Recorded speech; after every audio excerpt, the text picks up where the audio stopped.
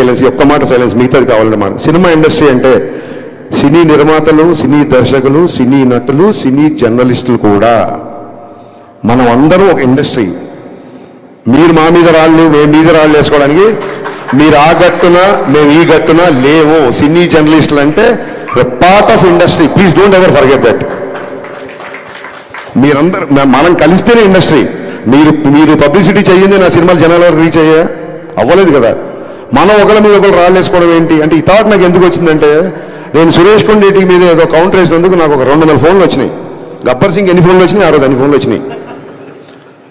నేను రియలైజ్ అయ్యా, మళ్ళీ వీడియో చూసా, ఎందుకు ఎంతమంది ఫోన్ చేస్తాను వీడియో చూసా. నేనేం పెద్ద గొప్పగా మాట్లాడలా, మామూలుగా నా ఫ్లోలోనే మాట్లాడి అంతే. నేనే నాకు సురేష్ కొండేటితో నేను ఆయన సురేష్ కొండేటి నేను కౌంటర్ వేస్తే దానికి అప్రిషియేషన్ ఏంటిది చూస్తే నాకు అర్థమైంది ఏంటంటే, నేను గొప్పగా మాట్లాడలా, అతను చాలా సందర్భాల్లో తప్పుగా మాట్లాడాడు.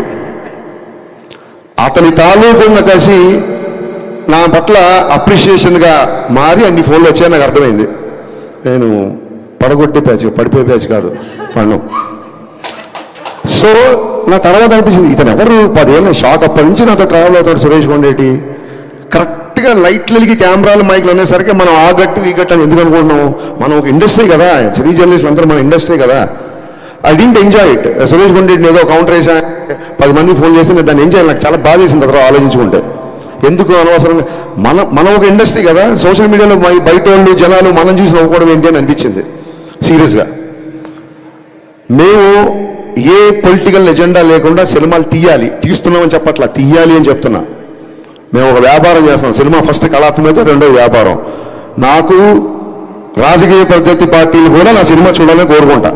అన్ని పార్టీల వాళ్ళు, కాంగ్రెస్ వాళ్ళు, టీఆర్ఎస్ వాళ్ళు, బీఆర్ఎస్ వాళ్ళు, బీజేపీ, వైసీపీ, నా సినిమా అందరూ చూడాలనుకుంటా. నేను ఒక వర్గాన్ని ఎందుకు దూరం చేసుకుంటా? నేను దూరం చేసుకునే ఆలోచన నాకు ఎందుకు ఉంటుంది?